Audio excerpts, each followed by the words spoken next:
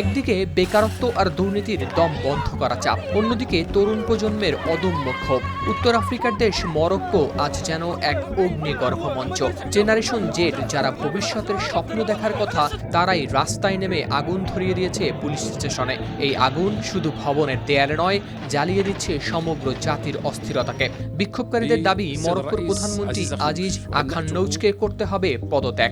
1 October বুধবার দেশটির উপকূলীয় শহর আগাদিরের লাকলিয়া এলাকায় ঘটে ভয়াবহ এই ঘটনা। অস্ত্র লুটের উদ্দেশ্যে একদল বিক্ষোভকারী হামলা চালায় একটি পুলিশ স্টেশনে। আইন শৃঙ্খলা বাহিনী তখন গুলি আর টিয়ার শেল ছুড়ে বিক্ষোভকারীদের ছত্রভঙ্গ করার চেষ্টা করে। মুহূর্তেই পরিস্থিতি নিয়ন্ত্রণের বাইরে চলে যায়। ঘটনাস্থলেই প্রাণ হারান 2 তরুণ, আহত হন আরও কয়েকজন। সংবাদ মাধ্যম রয়টার্সের এক প্রতিবেদনে প্রকাশ পায় এ তথ্য।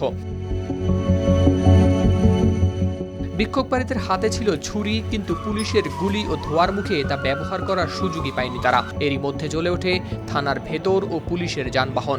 আগুনে ঝলসে ওঠে মরক্কোর আকাশ। কিন্তু কেন এই ক্ষোভ?